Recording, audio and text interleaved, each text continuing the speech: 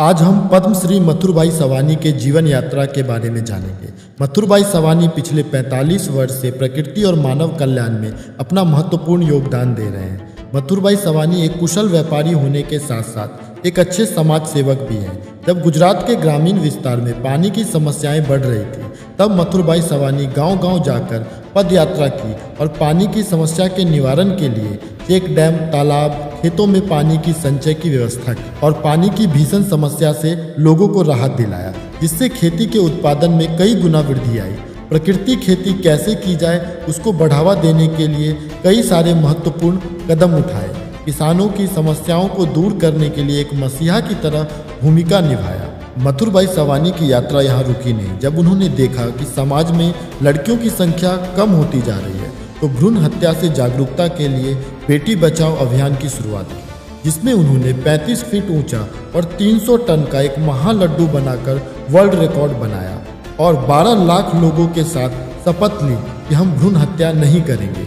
मथुरभाई सवानी ने समूह विवाह के माध्यम से आर्थिक रूप से कमजोर लोगों को शादी में होने वाले बड़े खर्चों से बचाया। समय के साथ मथुरभाई सवानी की सामाजिक कार्य की ये यात्रा रुकी नहीं और सूरत शहर में बढ़ती आबादी में स्वास्थ्य की समस्या उनके ध्यान में आई, जिसके लिए पद्मश्री मथुरभाई सवानी ने 400 डोनर लोगों को साथ लेकर 900 बेड के हॉस्पिटल का निर्माण किया, जो कि किरण हॉस्पिटल के नाम से जाना जाता है। मध्यम वर्गीय लोगों के लिए आधुनिक सुविधा के साथ इस हॉस्पिटल को काफ़ी कम मूल्य पर लोगों का इलाज हो सके, ऐसी व्यवस्था के साथ बनाया गया। किरण हॉस्पिटल ने काफ़ी उपलब्धियां हासिल की, जिसमें अंगदान, अंग ट्रांसप्लांट और रक्तदान, कई सारे आधुनिक कार्यों को अंजाम दिया गया। चलिए मिलते हैं पद्मश्री मथुरभाई सवानी से और इनके इस जीवन यात्रा को और विस्तार में जानते हैं। तो अभी एक बहुत ही दुखद घटना हमारे देश में घटित हुई है कि पहलगांव कश्मीर के अंदर, तो इसमें आपका क्या विचार है? यहाँ पे उसने बोला कि शायद मुस्लिम भी है, उसने उसको गोली मार दी। नहीं, आप टेंशन मत लो, अब बेटा।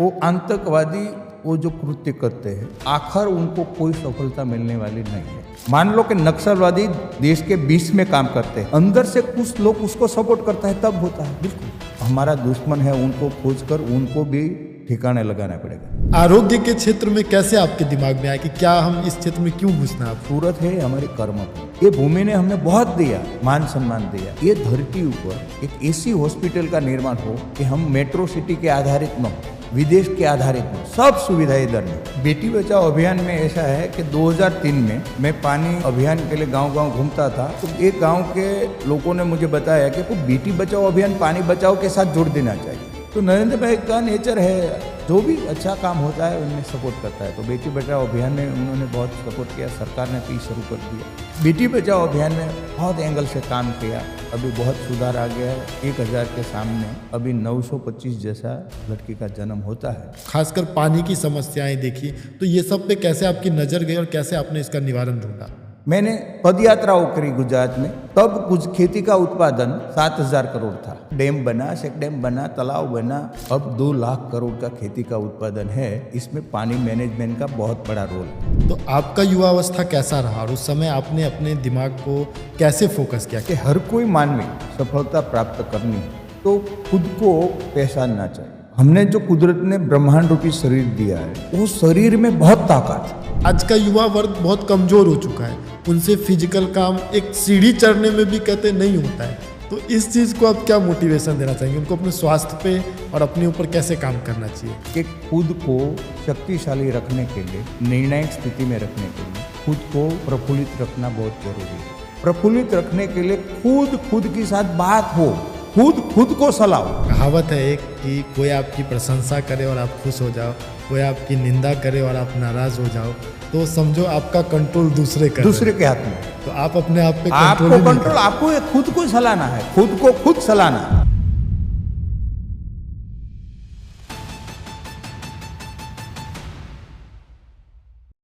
तो स्वागत है आपका हमारे इस खास एपिसोड में द रियल हीरोज। तो हम आपके जीवन के बारे में कुछ चीज़ जानेंगे, जिससे आप हमेशा से युवाओं को और आज की जनरेशन को प्रेरित करते रहते हैं। तो हम चाहते हैं कि हमारे प्लेटफ़ॉर्म से भी लोगों को आपके जीवन से और आपके जो इस संकल्प आपने इतना दृढ़ संकल्प लेके जो समाज को दिया है, उससे कुछ सीखने के लिए मिले।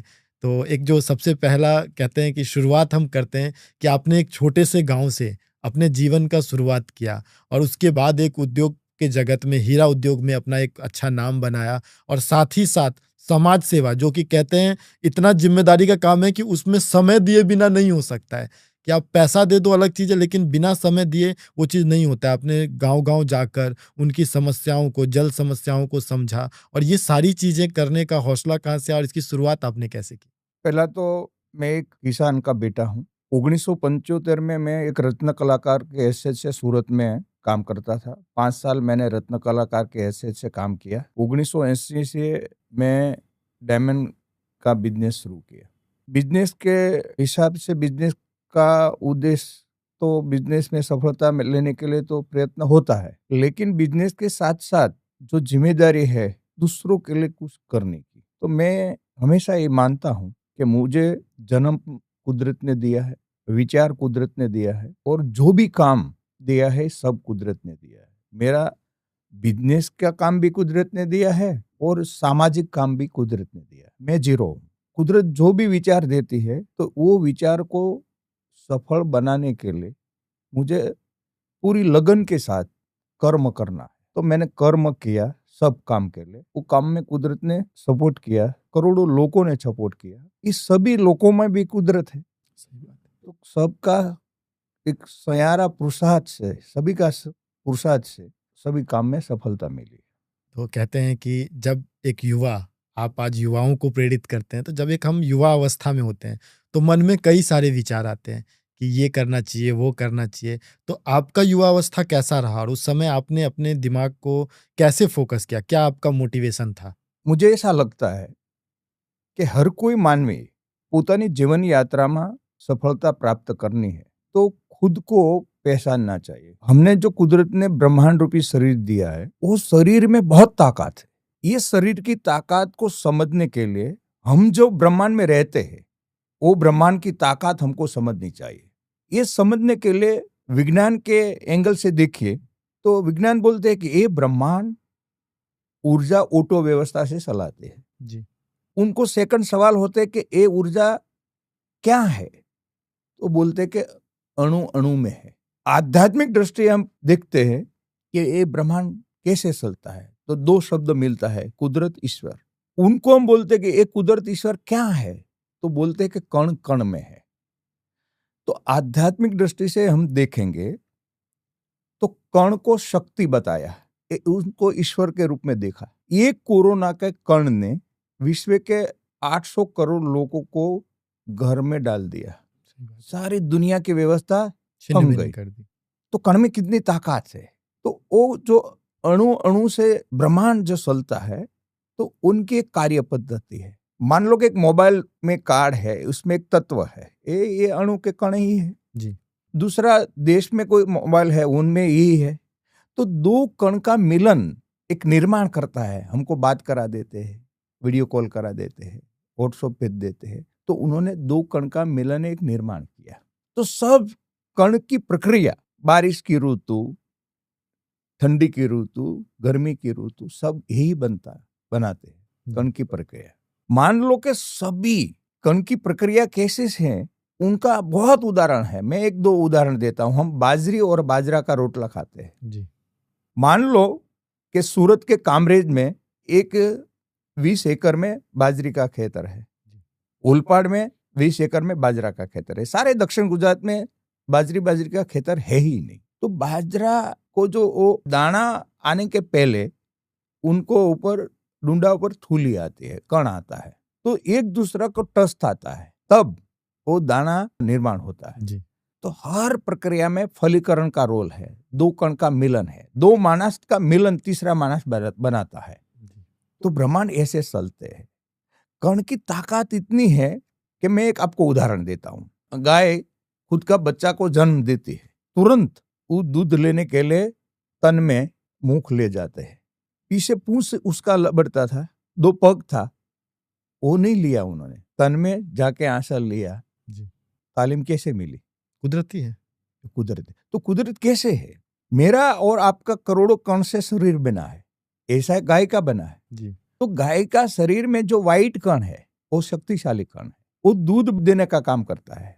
जब गाय के शरीर में बच्चा का बनने की प्रक्रिया शुरू होती है तब गाय 8 लीटर दूध देती है, तो पहले महीने 2 कम हो जाएगा। क्यों? जो व्हाइट कण है ये बच्चों बनने की प्रक्रिया में लग गया। जी।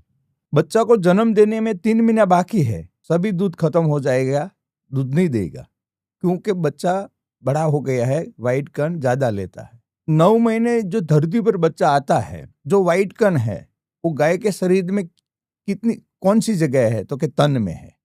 तो दोनों कण लोई सम्मक की जैम एक दूसरे को खींचते हैं, इसलिए बच्चा पूंछ नहीं पकड़ता है, पीछे पग नहीं लेते हैं, तन में आंचल लेता है। कुदरत की ऑटो व्यवस्था कण की मिलन प्रक्रिया से सब निर्माण करती है। ऐसे हमारा जो शरीर है ये करोड़ों कण से बना है। जी। तो हमारा करोड़ों कण से शरीर जो बना है, इसमें कण का जो मूलभूत स्वभाव है कि कभी चेंज नहीं होता है। मान लो कि एक सरखी जमीन है, इसमें एक आपने पहले नींबू का पौधा डाला, बाद में शिरडी, बाद में मर्सी, उनको पानी एक सरखा मिला, उसको खातर एक सरखा मिला, जमीन एक सरखी है, पवन एक सरखा, गर्मी एक सरखी, सब एक सरखा एक सेम मिला, लेकिन नींबू खटास देने का काम करेगा, शिरडी गलपन देने का काम करेगा और मरसा तिखास देने का काम करेगा। कण का स्वभाव सेम नहीं होता है। तो हमारे शरीर में जो करोड़ों कण आया है वो खुद का स्वभाव का आया है। मान लो कि हमारे क्रोध है हमारे ना, तो क्रोध का कण का ग्रुप है, उनको क्रोध करना ही आता है, दूसरा कुछ नहीं आता है। ऐसे सब ग्रुप है हमारे ना। मान लो कि भय पैदा होते हैं, ईर्ष्या पैदा होती है, अति लोभ पैदा होते हैं, विकार पैदा होते हैं, प्रफुल्लता आती है, विवेक आता है, एवं ऐसा लॉट ऑफ ग्रुप है हमारे में। तो ये लॉट ऑफ ग्रुप मूलभूत स्वभाव में है। तो हमारे ब्रह्मांड रूपी शरीर को नियंत्रण करता है विवेक। विवेक है तो दुनिया का सभी शास्त्रों का निचोड़ है कि आदमी, हर कोई इंसान को प्रफुल्लित रहना चाहिए, सदाबहार रहना चाहिए। सब धार्मिक निचोड़ यही है, सब पंथ का निचोड़ यही है, सब संप्रदाय का निचोड़ यही है। तो ब्रह्मांड रूपी शरीर को निर्णायक स्थिति में रखना है। जीवन यात्रा सफल करने के लिए हमारा हर कोई निर्णय योग्य समय योग्य निर्णय लेना है। तो हमको ब्रह्मांड रूपी शरीर को प्रफुल्लित रखना है। प्रफुल्लित होगा तो विवेक होगा। विवेक क्रोध की हाजिरी में नहीं होगा, भय की हाजिरी में नहीं होगा, विकार की हाजिरी में नहीं होगा, अति लोभ की हाजिरी में नहीं होगा। विवेक तब होगा हमारा ब्रह्मांड रूपी शरीर प्रफुल्लित है। तो प्रफुल्लित रहने के लिए क्या करना चाहिए? खुद की साथ बात करनी चाहिए। हम प्रफुल्लित है तो विवेक होगा। विवेक और प्रफुल्लित दोनों मिलता है तब हमारे मस्तक में जो भी विचार आता है उनका योग्य संवाद होता है। ये तीनों का मिलन हमको निर्णायक स्थिति में रखता है, निर्णय लेने के शब्दों भंडोल देता है, सामने वाले व्यक्ति को संवाद से प्रभावित करके प्रश्न हल करने की ताकत देता है। तो हमारी जीवन यात्रा में प्रश्न हल होता है तो हम एकदम प्रफुल्लित रहते हैं। तो प्रफुल्लित होगा तब निर्णायक स्थिति में रह सकता है। प्रफुल्लित रहने के लिए खुद के साथ बात करनी पड़ेगी, संवाद करना पड़ेगा। खुद के साथ बात करेगा तब हमारे अंदर की जो ताकत है, ये ताकत को हम कंट्रोल करेगा। नेगेटिव ताकत को, जो क्रोध है ये हमारी नेगेटिव ताकत है, ये भय है ये हमको नेगेटिव ताकत है, लोभ है नेगेटिव ताकत, अति विकार नेगेटिव ताकत है। तो वो जो ईर्ष्या अति नेगेटिव ताकत है, तो नेगेटिव ताकत को विवेक ही कंट्रोल करेगा। तो प्रफुल्लित रहना पड़ेगा। तो प्रफुल्लता हमारी गायब कब होती है? ये खुद के साथ संवाद करेगा तब मालूम होगा। तो प्रफुल्लता गायब होती है, वो नियंत्रण करने के लिए खुद साथ बात करनी पड़ेगी। मान लो मैं एक उदाहरण देता हूँ आपको। आपने कोई बंदा के लिए एक राय बना दी, धारणा बना दी कि ये बंदा मेरा टीकाकार है, मेरा दुश्मन है, मुझे बदनाम करता है। वो बंदा आपके सामने आता है तो आपके अंदर क्या फील होता है? क्रोध आता है। तब जो खुद की साथ बात करता है वो बात करेगा कि मैंने उनके लिए ऐसी एक धारणा बनाई तो उनको क्या नुकसान? उस नुकसान नहीं, कुछ नहीं। वो तो मेरे में नेगेटिविटी डेवलप हो गई, मैं अनिर्णायक स्थिति में आ गया, तो मुझे ही सारे तरफ से नुकसान हुआ है। तो ऐसी धारणा बनने का सॉफ्टवेयर में क्यों लेकर फरता हूं? सही बात। मैं क्यों लेके फरता हूं, वो डिलीट कर देगा तो दुनिया के सब लोग उनको अच्छा लगेगा, तो उनकी प्रफुल्लता बढ़ जाएगी। दूसरा, हमेशा प्रफुल्लित रहने के लिए रियल कुदरत के साथ जुड़ना पड़ेगा। रियल कुदरत शब्द में इसलिए वापरता हूं कि हम अंधश्रद्धा में फंसाते हैं। रियल कुदरत के साथ जुड़ना पड़ेगा, क्योंकि मुझे कर्म अधीन बनना पड़ेगा। कर्म अधीन बनने के लिए मुझे ये स्वीकारना पड़ेगा कि कण की प्रक्रिया, कण में ताकत है, कण शक्ति है, तो कण की प्रक्रिया है। मुझे माँ के कुखे मेरे जन्म दिया है। जन्म मेरा हुआ तो मेरा 2 किलो वजन था, 200 ग्राम का माइन था, 4 साल में 1 किलो का हुआ। तो जो कण आया वो कुदरत ने दिया, ये कुदरत है, ये शक्ति है। तो मुझे जन्म कुदरत ने दिया है, विचार भी कुदरत ने दिया है। मेरा समय काम कुदरत ने तय किया है।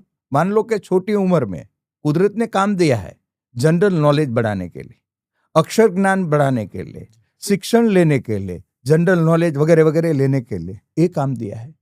आपकी एक उम्र होती है तब आपके पास बिजनेस भी आता है, जिम्मेदारियों आती है, परिवार की जिम्मेदारी आती है, समाज की जिम्मेदारी आती है, खुद का आरोग्य की अच्छी देखभाल करने की जिम्मेदारी आती है। तो वो सब जिम्मेदारी जो भी कुदरत ने काम दिया है, वो काम मुझको दिल लगा के करना है, क्वालिटी काम करना है, उसके साथ एक काम के साथ बहुत अच्छे ढंग से जुड़ना है। ये भाव के साथ सब कर्म करते हैं, उनका जो भी परिणाम आता है वो परिणाम स्वीकारना पड़ेगा, तब हम प्रफुल्लित रह सकते हैं। हमारे पास जो भी व्यवस्था है, ये व्यवस्था में हम प्रफुल्लित रह सकते हैं। लेकिन जो भी व्यक्ति कर्म अधीन नहीं बनती है, वो कोई कार्य में निष्फलता मिलती है तो सामने वाले व्यक्ति को निमित्त बनाता है कि उनके हिसाब से मेरी निष्फलता हुई, बिल्कुल, वो तो उनको बदनाम करने में समय बिताते हैं, कारण ढूंढते हैं, उनको बदनाम करने में समय बिताते हैं, उनको उनके थी क्रोधित रहते हैं, भयभीत रहते हैं, तो वो अनिर्णायक स्थिति में आ जाते हैं। तो उनकी जीवन यात्रा में लॉट ऑफ अनिर्णायक स्थिति में भी फंसा जाते हैं, तो उनकी शक्ति, कार्य शक्ति कम हो जाती है। तो हर कोई युवा ने उनकी कार्य शक्ति बढ़ानी है, उनको निर्णायक स्थिति में रहना है। वो बिजनेस की बात में सफलता लेनी है, आरोग्य के बाद में सफलता लेनी है, एक तंदुरुस्त समाज। 2 व्यक्ति के बीच में बालक का जन्म होने वाला, तो 2 व्यक्ति के बीच बालक का जन्म होता है, वो तंदुरुस्त तब होता है कि दोनों प्रफुल्लित होता है, दोनों के अंदर एक ईर्ष्या होती है, क्रोध होता है, लोभ होता है, विकार होता है, तब वो बालक बनता है ना, ये तंदुरुस्त नहीं बनता है। तो तंदुरुस्त समाज के लिए दोनों को तंदुरुस्त रहना पड़ता है, तब बनता है। तो खुद की ताकत बढ़ाने के लिए, खुद का निर्णायक स्थिति बढ़ाने के लिए, खुद का व्यवसाय बढ़ाने के लिए, खुद का आरोग्य अच्छा रखने के लिए, परिवार अच्छा रखने के लिए, अच्छा कर्तव्य करने के लिए, देशभक्ति करने के लिए, काम करने के लिए खुद को खुद के साथ बात करनी पड़ेगी, तब वो काम निर्णायक स्थिति में रह सकता है। तो हर कोई युवा ने खुद के साथ बात करनी पड़ेगी। मान लो कि पिछले 1000 साल में जो भी नया टेक्नोलॉजी आया, ये 800 सीट का प्लेन उड़ा, लाइट आई, मोबाइल आया, लॉट ऑफ नई टेक्नोलॉजी आई, इसमें देश में कौन सा योगदान है? यूरोप, अमेरिका, जापान का योगदान है। सही बात। तो वो लोग क्यों ये कर सका, हम क्यों को नहीं कर सका? तो उनकी वो खुद की साथ बात करते हैं, हम और उनके बीच में क्या डिफरेंस है? तो डिफरेंस ये है, उनकी जरूरियात सीमित है। उनके क्या चाहिए? तो अच्छा कपड़ा चाहिए, अच्छा घर चाहिए, अच्छा फर्नीचर चाहिए, अच्छा भोजन चाहिए, अच्छा प्रवास चाहिए। दूसरा कुछ नहीं चाहिए उन लोगों को, यूरोप, अमेरिका, जापान के लोग। हमको तो वो सभी तो हमको ही चाहिए, अच्छा तो हमको ही चाहिए, सब कुछ अच्छा ही चाहिए। लेकिन हमारे दूसरी जो भी बाही भारण बोलते हैं, हम बाही तनाव बोलते हैं, हमारा जन्म से मरण तक हमारा जो रीत रिवाज हो, सामाजिक प्रसंग आता है, इसमें खर्च भी होता है और उसमें समय भी बर्बाद होता है। तो वो जो दुनिया को दिया है उनको ये नहीं आता है। उनको कोई शादी के 20 हमारे ने क्या होता है, माँ के पेट में 7 महीने का बालक होता है ना, तब से प्रसंग शुरू हो जाता है। उनका जन्म के साथ प्रसंग आता है, उनकी जो शादी करने पहले जो लड़की लड़का का जो संबंध बोलते हैं, व्यवसाय बोलते हैं, इनका छोटे बड़े 7-8 कार्यक्रम आते हैं, लग्न का आता है, मानस का अवसान होता है, बाद में 8 कार्यक्रम आते हैं। तो इसमें जो दुनिया ने कुछ दिया है वो ये व्यवस्था में फंसा नहीं है, हम इसमें फंसा गया है। और हमारी वो जो दुनिया को दिया, उनको कोई माता जी, ईश्वर वगैरह वगैरह सुरधन, उनको कुछ नुकसान नहीं करते। हम तो ये मानते हैं कि माता जी का ये नहीं किया इसलिए ये निराश हो नुकसान जाएंगे हुआ जी। है, ये हुआ। तो हम अंधश्रद्धा में है, श्रद्धा में नहीं है। तो रियल कुदरत में बोलता हूं तो रियल कुदरत में कर्म ही करना है। रियल कुदरत में ऐसी कोई व्यवस्था नहीं है कि मेरा ये काम हो जाएगा तो मैं भगवान को ये चढ़ाऊंगा, ऐसी कोई व्यवस्था नहीं है। भगवान इंसान नहीं है, भगवान एक शक्ति है। शक्ति उसको हम है। क्या प्रसन्न करेंगे, हाँ, उसको क्या चीज की उनको जरूरत है? उनको कोई चाहिए नहीं, उनको तेल नहीं चाहिए, उनको नारियल नहीं चाहिए, उनको भोग नहीं चाहिए, उनको वस्त्र नहीं चाहिए, कुछ नहीं चाहिए। उनको तो उनकी साथ जो तुम्हारा जुड़ाव है, ईश्वर है, ईश्वर के बिना मैं एक सेकंड नहीं हूं, सही बात। ये भाव चाहिए उनको। तो ये भाव के साथ खुद को जीरो करे, कर्म अधीन बने, यही व्यक्ति ताकतवान बनते हैं। वही व्यक्ति खुद के लिए शक्तिशाली साबित होते हैं, परिवार के लिए, देश के लिए वही व्यक्ति शक्तिशाली साबित हो सकते हैं। तो खुद के साथ बात हो तब सब युवान शक्तिशाली बन सकते हैं और एक तंदुरुस्त समाज का निर्माण हो सकता है। बहुत ही महत्वपूर्ण बात कही जो कि सीखने जैसा है कि सबसे पहला जो सर ने बताया कि आत्ममंथन, हम अपने आप से जब बातें करना शुरू करते हैं, हम अपने अंदर झांकना शुरू करते हैं, सारी अच्छाई बुराई सब हमसे ही शुरू होती है। हम किसी से गुस्सा होते हैं, हम किसी से आशा रखते हैं, हम किसी से निराश होते हैं, ये सब के जो सृजन करता है वो हम ही है।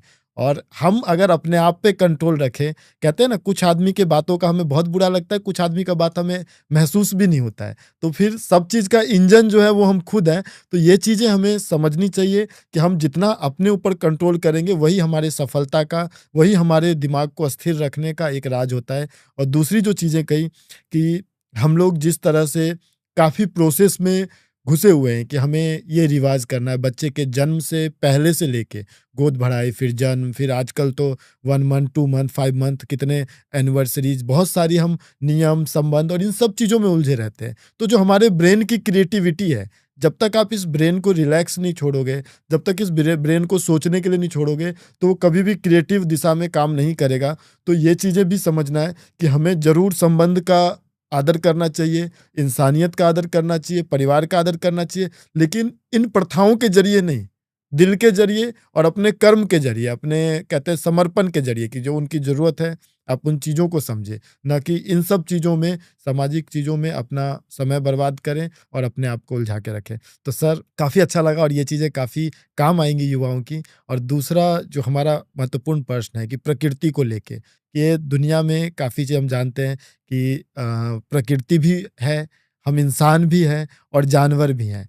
तो इसमें सबसे ज़्यादा क्रिएटिव भी इंसान ही है, जो प्रकृति और जानवर सभी चीज़ों का नुकसान पहुंचा रहा है, जिससे जलवायु में काफ़ी परिवर्तन आया। हम देख रहे हैं कि असहनीय गर्मी हो रही है। हमने अपने जीवन को ऐसा बनाया, एक समय ऐसा था जब इंसान बिना किसी पंखा, एसी, कूलर के बिना भी कुदरत में जी रहा था। लेकिन आज ऐसा है कि हम एक सेकंड भी इन सब चीज़ों पे आधारित हो गए, हमें ये चाहिए ही चाहिए। तो ये जो परिवर्तन आया है, क्योंकि आपने काफ़ी लंबा दौर देखा है, आपने वो भी दौर देखा है जब इलेक्ट्रिसिटी या बिजली नहीं थी, और आज भी देखा है जब आदमी इतने सुविधाओं पे निर्भर हो गए। तो कैसे आपने इन सब चीज़ों को, जो खासकर पानी की समस्याएं देखी, तो ये सब पे कैसे आपकी नज़र गई और कैसे आपने इसका निवारण ढूंढा? भारत और इजराइल एक ही समय में आजाद हुआ। इजराइल एक रण प्रदेश था। उन्होंने पहले दिन से रण प्रदेश को खेती प्रधान बनाने के लिए पानी मैनेजमेंट का प्लानिंग किया। इजराइल सारे विश्व में एक खेती प्रधान देश तरीके नामना प्राप्त की। हमारे ना आजादी के समय 75 साल पहले पानी की कमी नाम का शब्द नहीं था। 12 मास हमारे देश में नदियां शुरू थी। हमने क्या सोचा? पानी लेने का ही सोचा, मैनेजमेंट नहीं किया, पानी लेने का ही सोचा। पहले 75 साल पहले गांव में ज्यादा लोग रहते थे, तो 2 प्रकार की खेती थी। एक वर्षाद आधारित और बहुत कम एरिया में जो कोस बड़द से खेती करते थे, 25 फुट के कुएं में से पानी निकालते थे जी। तो इसमें ज्यादा पानी नहीं निकाल सकते थे, एक बहुत कम एरिया में खेती कर सकते थे। 1970 आने हमारे देश में खेती का उत्पादन बढ़े, इसलिए ने सरकार ने बहुत अच्छा कदम लिया। तो उन्होंने खेती डेवलप करने का काम किया, साथ साथ उनमें विलायती खातर और केमिकल दवाओं वो भी उपयोग हुआ। तो उन्होंने क्या किया, जो ऑटो व्यवस्था में एक जल संचय का केसवा का रोल था। केसवा क्या करते हैं, माटी खाते हैं। ये जमीन में 20 फुट चला जाता है और नया होल के लेके बाहर आता है। तो बारिश आती थी तो सब पानी जमीन में हो जाता था और नदियों नितार से 12 मास शुरू रहती थी। हमने पानी निकालने का ही सोचा, इसलिए हमने सबमर्सिबल मोटर डाल दिया, मशीन डाल दिया। एक गांव ले लो तो एक गांव में 15-20 कुआं था, कोष्ठी खेती होती थी। यही गांव आज देखो तो 2000 कुआं है, 2000 बोरिंग है, सबमर्सिबल मोटर से पानी निकालते हैं। तो हमने जमीन में से जो पानी निकाला, जो आजादी हुई थी 25 फुट कुएं से निकालता था, अब 2000 फुट तक नीचे चला गया। तो नीचे का पानी जो आया वो अनेक धातु के साथ जुड़े हुए पानी आया, वो पीने लायक नहीं है, लेकिन हमारी सभी व्यवस्था में अभी बाधा बन के आ गया ये पानी। तो उनका कोई उकेल है तो बिजनेस के हिसाब से हम इजराइल जाते थे तो ये देखते थे, तो मन में एक बात आती थी कि हमारे एरिया में भी होना चाहिए। हमारे गुजरात में 1987 में राजकोट को पीने के लिए ट्रेन से पानी भेजना पड़ता था। तो हमने 1998 में ये अभियान शुरू करने का सोचा। तो बार बार एक बात मन में आती थी कि मैं तो एक डायमंड का व्यापारी हूँ, मेरी बात कौन सुनेगा। सही बात। मेरे अंदर से एक जवाब मुझे मिला, कुदरत ने मुझे एक जवाब दिया कि दूसरों को और सरकार को कहने का अधिकार प्राप्त करना तो खुद से गांव से एक मॉडल बनाओ। तो मेरा भावनगर डिस्ट्रिक्ट में एक गांव, खोपाला गांव, मेरा जन्मभूमि का गांव, मेरा गांव। तो ये गांव के लोग सूरत में, बॉम्बे में रहते हैं बिजनेस के हिसाब से, सबको मैंने इकट्ठा किया और गांव का ऋण चुकाने के लिए एक जिम्मेदारी सबको निभानी है। एक अंदर गांव प्रति का जो भाव था उसको उजागर किया। हमने 200 चेकडैम, 10 तालाब एक साल में बनाकर एक जल संचय के लिए अच्छा मॉडल निर्माण कर दिया। सूरत में गुजरात के 12,000 गांव के लोग रहते हैं, उनको वतन के ऋण चुकाने के लिए जागृत किया। मैंने पदयात्राओं करी गुजरात में और बहुत कार्यक्रम किया सारे गुजरात में। तब खेती का उत्पादन 7,000 करोड़ था और लाखों की संख्या में जल संचय का काम हुआ। डैम बना, चेकडैम बना, तालाब बना, खेत तालावड़ी बनी। अब 2 लाख करोड़ का खेती का उत्पादन है। इसमें पानी मैनेजमेंट का बहुत बड़ा रोल है। गुजरात की जो खेती है होती है 96 लाख हेक्टेयर में होती है। अभी 24 लाख हेक्टेयर में डीप इरिगेशन से खेती होती है, वैज्ञानिक पद्धति से खेती होती है। तो ये जो देसी पद्धति से 1 बीघा में खेती पानी देना पड़ता है, तो वो वैज्ञानिक पद्धति से 4 बीघा में पानी दे सकते हैं। तो हमारे गुजरात में बहुत अच्छा काम पानी मैनेजमेंट का हुआ, उसका उत्पादन भी बढ़ा और इसमें सरकार ने बहुत अच्छा रोल निभाया, सामाजिक संस्था ने बहुत अच्छा रोल निभाया, जागरूक लोगों ने भी बहुत अच्छा रोल निभाया। इसलिए एक जन आंदोलन बन गया, वो काम हुआ। आपने जो बात बताई कि पर्यावरण, तो पर्यावरण में हर साल टेम्परेचर बढ़ रहा है जी। तो टेम्परेचर बढ़ रहा है से इनके लिए जो भी प्रक्रिया है, मान लो कि रोड की पट्टियां सारे देश में बन रहे, टेम्परेचर बढ़ाती है। ये आरसीसी जो घर बन रहा है, सब शहर बड़ा हो रहा है, वो भी टेम्परेचर बढ़ाता है। वृक्ष का कटिंग होता है, वो भी टेम्परेचर को बढ़ाता है। इंडस्ट्री टेम्परेचर बढ़ाती है। इतना वाहन रोड ऊपर चलता है, ये भी टेम्परेचर बढ़ाता है। तो इस सब के बीच में पर्यावरण को सपोर्ट करने के लिए सभी को जिम्मेदारी निभानी पड़ेगी। ज्यादा से ज्यादा वृक्षों का जतन करना पड़ेगा, उछेरना पड़ेगा। साथ साथ टेम्परेचर कैसे बढ़ता है उनको रोकने के लिए हर कोई क्षेत्र में काम करना पड़ेगा। तब हमारा, मान लो कि सूरत है तो सूरत महानगर पालिका को बार बार अभिनंदन में देता हूँ। क्यों? कि उन्होंने जो पानी का यूज होता है ना, वो शुद्धिकरण करके उद्योग में यूज करने के लिए दिया, बहुत बड़ी संख्या में दिया। तो देश का सभी शहर को यही काम करना पड़ेगा। मैं आपको मुंबई का एक उदाहरण देता हूं कि मुंबई में पीने के लिए 200-200 किलोमीटर से बहुत डैम रिजर्व रखते हैं मुंबई पानी पीने के लिए।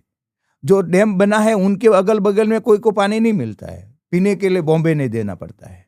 ठीक है, देना पड़ेगा, लेकिन बॉम्बे को क्या करना चाहिए कि ये पानी यूज हो गया, उनको शुद्ध करके वापस खेती में ये एरिया में देना चाहिए। इससे एक साइकिल मेंटेन हो, वो करना चाहिए। तो सूरत ने बहुत अच्छा काम किया है। देश में धीरे धीरे बात बढ़ रही है। हमारी सभी नदियों वापस शुरू हो सकती है, खेती में हमारा जो कुल पानी का यूज है एमांथी ज्यादा पानी खेती में यूज होता है। 70-75% पानी इसमें यूज होता है। तो सब वैज्ञानिक पद्धति थी खेती करें, इसमें सरकार का रोल सरकार निभाए और किसान का रोल किसान निभाए, तब ये दोनों मिलकर कर सकते हैं, तब होता है। तब होगा। एकली सरकार नहीं कर सकती है, एकला किसान नहीं कर सकता है, दोनों को साथ में मिलकर काम करना पड़ेगा। तो इनके लिए अधिकारी जो अफसरों से उनको जागृत करना पड़ेगा, उनको सपोर्ट करना पड़ेगा, उनको पॉजिटिव करना पड़ेगा, तब ये काम होगा।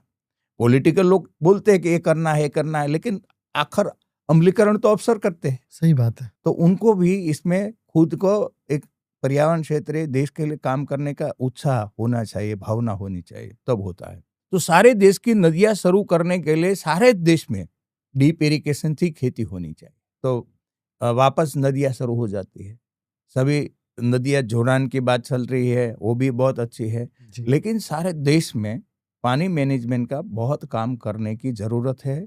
बहुत हुआ है, लेकिन अभी ज्यादा करने की भी जरूरत है। अभी एक चीज हम देख रहे हैं, जो बड़े बड़े शहरों में खासकर जो ड्रेनेज है, ड्रेनेज का कोई निराकरण नहीं है, और ज्यादातर ड्रेनेज जो है सो नदियों में जाके, जिसको हम कभी किसी टाइम पे कोई नदी जानते हैं, वो नदी आज एक नाला का रूप ले चुकी है। हम दिल्ली में ही जाते हैं तो जब हम यमुना से क्रॉस करते हैं तो ऐसी बात आती है कि पता ही नहीं चलता ये कभी नदी था। मैंने आपको पहले ही बोला ना कि हमने पानी मैनेजमेंट के लिए काम नहीं किया।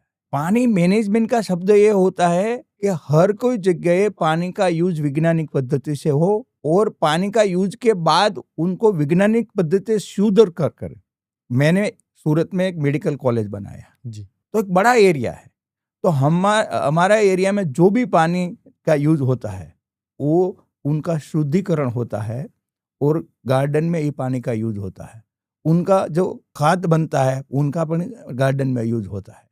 तो ऐसे सभी व्यवस्था में ये व्यवस्था होनी चाहिए। सब महानगर पालिका, नगर पालिका, छोटे छोटे गांव, सब में यूज पानी होता है, उनका शुद्धिकरण होना चाहिए। इंडस्ट्री का पानी, ये जो गटर का पानी आता है, इससे ज्यादा खराब इंडस्ट्री का पानी जी। बहुत नदियों को खराब कर देता है। तो सभी इंडस्ट्री का पानी शुद्ध होने की जरूरत है। शुद्ध करने के लिए बहुत इंडस्ट्री में काम करना पड़ेगा, तो वो नई रोजगारी पर वो भी हो सकती है। तो एक साइकिल शुरू करने के लिए सरकार को, इंडस्ट्री को, जागरूक लोगों को और काम करने की जरूरत है, क्योंकि इसमें आरोग्य पर भी असर पड़ती है। काफी हम ज्यादा। प्राकृतिक खेती के लिए भी जन जागृति का काम करते हैं। मान लो कि पिछला 10-15 साल से आप सुनते हैं कि कैंसर का रोग बहुत बढ़ रहा है। तो कैंसर का रोग और अलग अलग रोग बढ़ रहा है, तो हमारा खुराक में कितना जहर आता है, केमिकल कितना आता है। हम सब केमिकल वाला फ्रूट खाते हैं सब।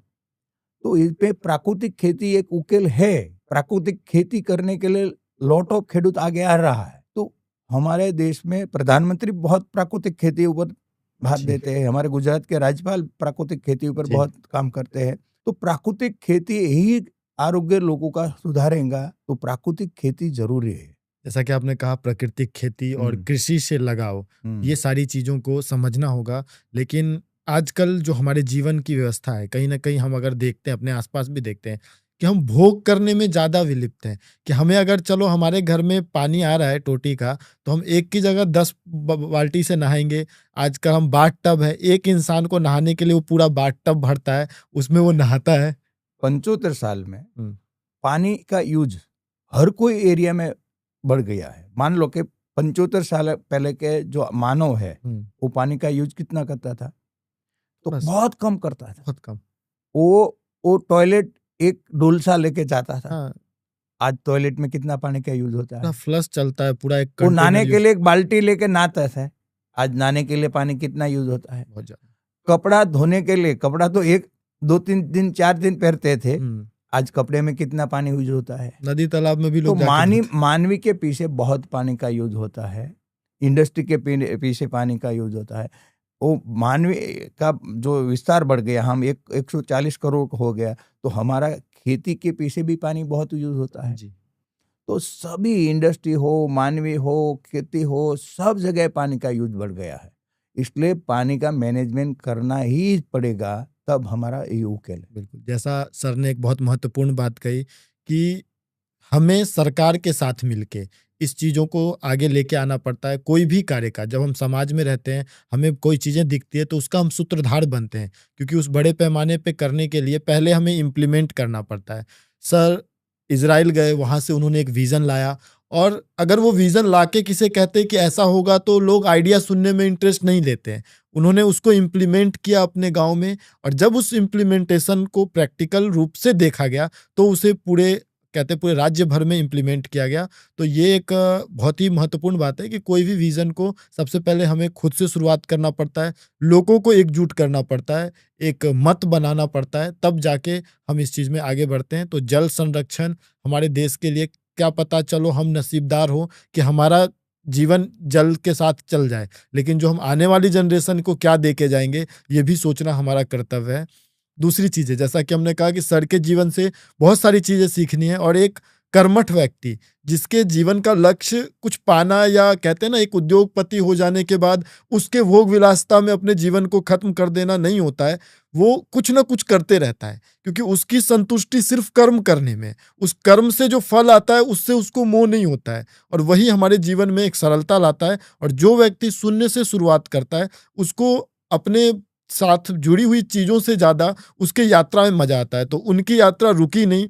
उन्होंने जब गाँव का दौरा किया, जब जल की समस्याएँ देखी, तो उन्हें एक बहुत बड़ी समस्या दिखी, जो था उस समय पे कि लिंग अनुपात हमारे देश में कम हो रहा था। जहाँ बेटियों को बोझ समझा जा रहा था, बेटियों का अनुपात कम होता जा रहा था। तो उस चीज़ को लेके इन्होंने एक बहुत बड़ा जन आंदोलन किया, लोगों को एकजुट किया, और बेटी बचाओ के ऊपर एक बहुत बड़ा कार्य किया। तो उसके विषय में सर, कि कैसे आपने इस चीज़ों को देखा और उसके बारे में कुछ करने का सोचा? बेटी बचाओ अभियान में ऐसा है कि 2003 में मैं पानी अभियान के लिए गांव-गांव घूमता था, तो जूनागढ़ जिला के प्रवास में था। जी। तो एक गांव में मैं दूसरी दान जा रहा था, तो एक गांव के लोगों ने मुझे बताया कि पानी का बहुत अच्छा काम हुआ, लेकिन हमारे गांव में 200 कुंवारे लड़के हैं, उनकी शादी नहीं हुई। ऐसे गांव-गांव में है, तो आपको बेटी बचाओ अभियान पानी बचाओ के साथ जोड़ देना चाहिए, बुजुर्ग लोगों ने मुझे बताया। तो मैंने 15 दिन में इनकी स्टडी किया कि ये क्या है, ये विषय क्या है। तो मुझे मालूम हुआ कि हमारे देश में 1970 में कुटुंब नियोजक कार्यक्रम आया, कुटुंब नियोजन ऑपरेशन पद्धति। तो 2 घर थे, एक घर में प्रथम 2 लड़की जन्मी, तो उनको तो लड़का चाहिए, तो उनके घर तीसरा लड़का हुआ। पर बगल के घर में 2 ही प्रथम लड़का जन्म हुआ, तो उन्होंने ऑपरेशन करा दिया। तो 2 घर के सरवाले मिला 2, तो 3 लड़का और 2 लड़की का जन्म हुआ। तब से अनबैलेंस शुरू हुआ। जो घर में ज्यादा लड़की का जन्म होता था, उन्होंने सोनोग्राफी कराया कि ये लड़की, हमारे घर में 2 लड़की तो हो गई है, तीसरा लड़का है क्या लड़की, सोनोग्राफी किया, लड़की जनाता उन्होंने कन्या भ्रूण हत्या की। सारे देश में धीरे धीरे अनबैलेंस हो गया। गुजरात में तो कोई विस्तार में 1000 छोकरा के सामने एक लड़की, कोई विस्तार में 700 का जन्म होता था, तो कोई विस्तार में 800 का जन्म होता था। तो मैंने स्टडी किया, और बेटी बचाओ अभियान के साथ साथ, जल संचय अभियान के साथ साथ बेटी बचाओ अभियान आगे बढ़ाने का काम 2003 से शुरू किया। तो बेटी बचाओ अभियान को सारे देश में लोगों को ध्यान ऊपर आए, ऐसा एक कार्यक्रम 2006 में सूरत में हमने किया। 2,52,000 घर से एक मुट्ठी अन्न और जल इकट्ठा किया। इसमें से एक बहुत बड़ा लाडू बनाया। उनकी ऊंचाई 35 फुट थी, उसका घेरावा था 65 फुट का। 15,000 मन बूंदी का लाडू बनाया, उसका नाम था बेटी बचाओ माह लाडू। वो कार्यक्रम में 12 लाख लोग इकट्ठे हुए थे। सूरत में कार्यक्रम था, कामरेज के एरिया में, बहुत एरिया उसके लिए एक किया था जी। और 12 लाख लोगों ने वो लाडू का महापूजन किया और शपथ लिया कि हमारे घर में कभी कन्या भ्रूण हत्या नहीं। तब गुजरात का 226 तालुका था। ये जो लाडू था, इसमें से 35 लाख बॉक्स भरकर जी एक ही साथ 226 ट्रक रवाना हुआ, और गांव-गांव में प्रसादी के साक्षी में, बेटी बचाओ महालाडू की प्रसादी साक्षी में घर घर में शपथ हुआ कि हमारे घर में कभी कन्या भ्रूण हत्या नहीं। बाद में सूरत में 26 राज्य के लोग रहते हैं, तो सभी राज्य में ये मैसेज जाए। तो 2008 में मैंने सभी राज्य के लोगों को साथ में लेकर 300 कार के साथ सूरत से सोमनाथ सर्वे समाज बेटी बचाओ अभियान शुरू किया। सूरत से सोमनाथ, गुजरात में 8 दिन का हमारा 300 गाड़ी के साथ काफिला। तब नरेंद्र भाई गुजरात के मुख्यमंत्री थे, तो वो झंडी देने के लिए सूरत भी आया। 4 दिन के बाद हम अहमदाबाद यात्रा पहुंची तो अहमदाबाद भी आया।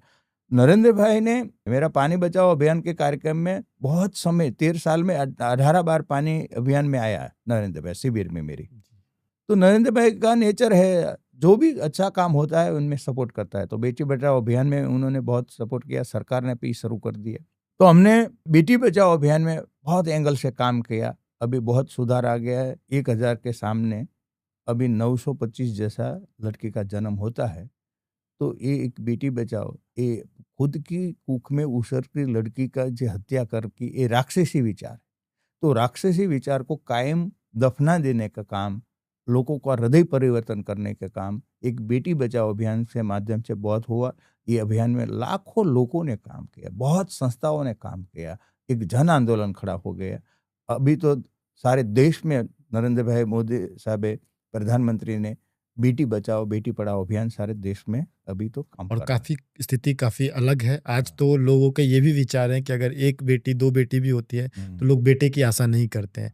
तो समय काफ़ी बदला और इसके पीछे कहते हैं ना, हम परिणाम देखते हैं, लेकिन उसके पीछे कई लोग, कई समाज सेवक अपना जीवन देते हैं। ऐसी बहुत योजनाओं पर बनाई बेटी बचाओ अभियान में। मान लो कि हमारा 2016 में ये बेटी बचाओ महालाडू का 10 साल पूरा होता था। जी। तो हमने एक योजना बनाई कि 10,000 लड़की इस साल में जो घर दूसरी लड़की का जन्म होगा तो उनको 20 साल की होगी तो 2 लाख रुपया मिलेगा। ऐसा बॉन्ड हमने 200 करोड़ का 10,000 लड़की के लिए करा। बहुत बड़ी बात है। और सभी को जो इस साल में दूसरी लड़की का जन्म हुआ सारे गुजरात में एक काम किया। बादशाह बॉन्ड योजना उनको बोलते हैं। लवजी भाई बादशाह ने उनको वो डोनेशन किया था उन्हें। अच्छा। और किरण हॉस्पिटल में 8 साल हुए, लड़की का जन्म होता है ना, उनका कोई डिलीवरी का चार्जेस नहीं है हॉस्पिटल। जो दूसरी लड़की का जन्म होता है उनको 20 साल की होती है तो 2 लाख रुपया मिलता है। तीसरी लड़की का जन्म होता है तो उनको 2.5 लाख रुपया मिलता है। और चौथी लड़की का जन्म होता है तो 5 लाख रुपया मिलता है। और ये एक कहते हैं कंटिन्यू, जो आपने लड़कियों के लिए, उसके रोजगार के लिए भी काफ़ी कार्य किया, उनके बचाव के लिए भी काफ़ी कार्य किया। तो जैसे आपने किरण हॉस्पिटल की चर्चा की, ये आपके जीवन का एक बहुत बड़ा प्रोजेक्ट है और उसके विषय में सबको पता है। जो खासकर गुजरात और सूरत वासी हैं वो तो किरण हॉस्पिटल से परिचित है। तो आप एक डायमंड इंडस्ट्री से आके और किसानी से लेके ये सब चीज़ें तो चलो एक कनेक्शन था, लेकिन आरोग्य के क्षेत्र में कैसे आपके दिमाग में आया कि क्या हम इस क्षेत्र में क्यों घुसना, आपका आइडिया है? आपने बहुत अच्छा सवाल किया जी। मैं बोलता हूँ ना कि कुदरत विचार देती है। तो कुदरत विचार देती है तो कैसे है कि मेरे सामने कोई कुदरत आके खड़ा नहीं होती। कुदरत कोई व्यक्ति के माध्यम से देती है। कण कण में भगवान है, तो आपके शरीर में करोड़ों कण है, मेरे शरीर में करोड़ों कण। इसमें ऐसा हुआ कि 2009 में हमने एक समाज भवन बनाया था, पाटीदार समाज, उनका लोकार्पण का कार्यक्रम था। तो हमें जो पढ़ने के लिए एक डॉक्टर वगैरह वगैरह पढ़ने के लिए लोन देने के लिए, ब्याज वगैरह की लोन देने के लिए जी। हमने एक 30 करोड़ का भंडोल कर रहा था। तो मैंने एक दाता को बोला तो उन्होंने 1 करोड़ 1 लाख लखाया। बगल में हमारे वल्लभ भाई लखानी, उन्होंने 51 लाख लखाया। तो मैं वापस उनके पास गया कि 1 करोड़ 11 लाख कर दो। तो उन्होंने बोला कि इसमें 51 लाख रखो, आप बड़ी हॉस्पिटल बनाओ, आप कर सकेंगे, आपको सब सहयोग करेगा। बड़ी हॉस्पिटल आप बनाने का जो सोच आगे आएगा तो मेरा 5 करोड़ देने के लिए मैं तैयार हूँ। अभी जाहरात करनी है तो कर दो। तो तेज कार्यक्रम शुरू था। मैं खुद के साथ बात शुरू की, मैं मुझे क्या करना चाहिए। मंच ऊपर गुजरात सरकार के मंत्रियों बैठे थे। तो मेरे अंदर से जवाब मिला कि अभी एक बड़ी हॉस्पिटल की जाहरात कर दो। जी। तो दूसरी बार मैं माइक ऊपर गया, मेरा अवकार प्रवचन खत्म हो गया था। मैं दूसरी बार माइक ऊपर गया। सूरत है हमारी कर्म भूमि, ये भूमि ने हमने बहुत दिया है, दुनिया देखने का उन्होंने हमने ताकत दी, बिजनेस दिया, मान सम्मान दिया। तो ये धरती ऊपर एक ऐसी हॉस्पिटल का निर्माण हो कि हम मेट्रो सिटी के आधारित न हो, विदेश के आधारित न हो, सब सुविधाएं इधर में हो। जी। ऐसी एक हॉस्पिटल करने की हमने निर्णय लिया है। और वो निर्माण के लिए हमारे वल्लभ भाई लखानी ने अभी 5 करोड़ की जाहरात की है। तो इस सरकार का मंत्री बैठा है, उनको मैं विनती करता हूं कि मुझे 1 रुपया टोकन में जमीन चाहिए। वो मंच ऊपर से उन्होंने मैंने खातिर दिया कि आप बड़ी हॉस्पिटल बना के आ गया है, हम सरकार तरफ से ₹1 टोकन में जमीन देंगे। तो वो जो 17,000 वार का प्लॉट है अभी किरण हॉस्पिटल का, वो नरेंद्र भाई ने हमको ₹1 टोकन में दिया, 200 करोड़ की जगह है। वो जो वल्लभ भाई लखानी ने 5 करोड़ बोला था, तो उन्होंने मुझे हॉस्पिटल बनाने के लिए 70 करोड़ रुपये का डोनेशन दिया, और मेडिकल कॉलेज बनाई तो उनमें भी जमीन उन्होंने दी। तो आज हमारा 108 करोड़ का दाता है वल्लभ भाई लखानी, किरण डायमंड का मालिक है, वो बहुत बड़ी डायमंड की कंपनी। मैं आपको ये कहना चाहता हूँ कि वल्लभ भाई के माध्यम से कुदरत ने मुझे ये विचार दिया। वल्लभ भाई के अंदर करोड़ों कण है, ये शक्ति है, ईश्वर है, सब में ईश्वर होता है। तो वल्लभ भाई लखानी ने वो बात रखी मुझे तरफ। तो वल्लभ भाई में जो ईश्वर होता है उन्होंने मुझे बताया, मैंने कर्म किया, सबको जोड़ा, 400 डोनर को जोड़ा, और 1,000 करोड़ का मेडिकल कॉलेज और हॉस्पिटल ये सामने है। गुजरात का सबसे बड़ा प्राइवेट सेक्टर का 900 बेड का किरण हॉस्पिटल है। इसमें 45 विभागों है, फुल टाइम। आजकल क्या होता है कि एक डॉक्टर 3-4 हॉस्पिटल में जाता है तो क्वालिटी समय नहीं दे सकता है। तो NABS का नियम बोलता है कि क्वालिटी सारवार के लिए फुल टाइम डॉक्टर चाहिए। तो किरण हॉस्पिटल के 5 सुपर स्पेशलिस्ट, 100 से ज़्यादा, 105 से ज़्यादा सुपर स्पेशलिस्ट है, कुल मिला के 300 डॉक्टर है किरण हॉस्पिटल के पास फुल टाइम। 2700 का स्टाफ है कुल मिला के। तो किरण गुजरात के प्राइवेट सेक्टर की बहुत बड़ी हॉस्पिटल है। किरण हॉस्पिटल के पास 400 करोड़ का अति आधुनिक साधन है, सब मशीन है, ये जो अति अच्छी टेक्नोलॉजी का है। और किरण हॉस्पिटल में जो मानवी को जो भी बीमारी होती है, सभी बीमारी का इलाज किरण हॉस्पिटल में होता है, सभी बीमारी का। मैं आपको एक उदाहरण देता हूँ कि हमारे सूरत में ऑर्गन ट्रांसप्लांट होता ही नहीं था जी। एक भी ऑर्गन ट्रांसप्लांट हॉस्पिटल नहीं करते। ऑर्गन ट्रांसप्लांट करने के लिए बहुत डॉक्टर की व्यवस्था, मशीन की व्यवस्था, इन्फेक्शन कंट्रोल करने की व्यवस्था, टेक्निकल टीम, बहुत ताकत लगती है जी। तो सभी हॉस्पिटल नहीं कर सकते। देश में जूज हॉस्पिटल ऑर्गन ट्रांसप्लांट करती है। किरण हॉस्पिटल देश में अग्रणी हॉस्पिटल है। उसका एक मैं आपको उदाहरण देता हूँ कि मान लो कि गुजरात में 6-7 हॉस्पिटल ऑर्गन ट्रांसप्लांट करते हैं, लेकिन ब्रांडेड दर्दी होता है, उनका ऑर्गन 7 ऑर्गन का ट्रांसप्लांट हो सकता है। तो सभी विभाग गुजरात में कोई भी हॉस्पिटल के पास नहीं है, किरण हॉस्पिटल के पास है, साथ ही साथ ऑर्गन ट्रांसप्लांट विभाग है। तो उन्होंने 2 दिन पहले एक नई क्रांति की। हमारे देश में कोई भी हॉस्पिटल के पास जो ब्रांडेड दर्दी आया, इस हॉस्पिटल में, वही हॉस्पिटल में सभी अंग का ट्रांसप्लांट हुआ, ऐसा इतिहास में नहीं है।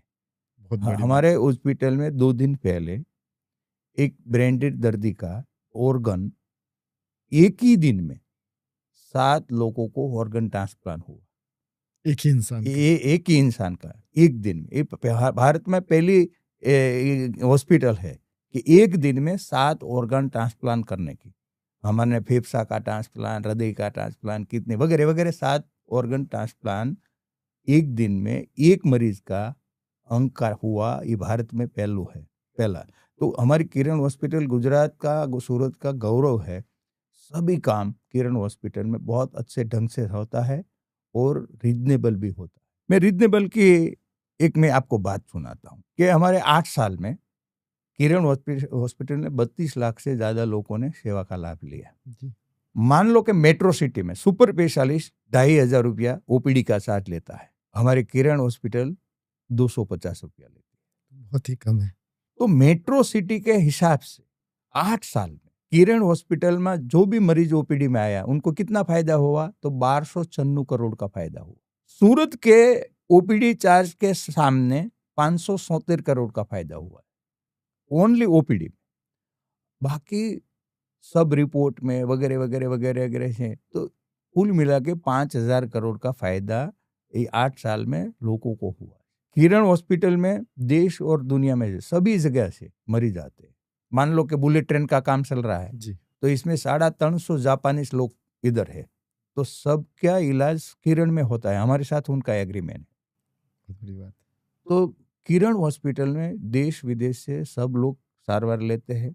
किरण हॉस्पिटल में कम आवक वाला लोग भी अच्छी सारवार ले सकता है और साधन संपन्न लोग भी अच्छी सारवार ले सकता है। सबको देखकर किरण हॉस्पिटल में सभी के लिए व्यवस्था है। मान लो कि आपने कम आवक वाला है तो हमारे जनरल एसी जनरल है, एसी वार्ड में रखते हैं, एयर कंडीशन वार्ड में रखते हैं, तो उनका पलंग का 400 रुपया चार्ज है।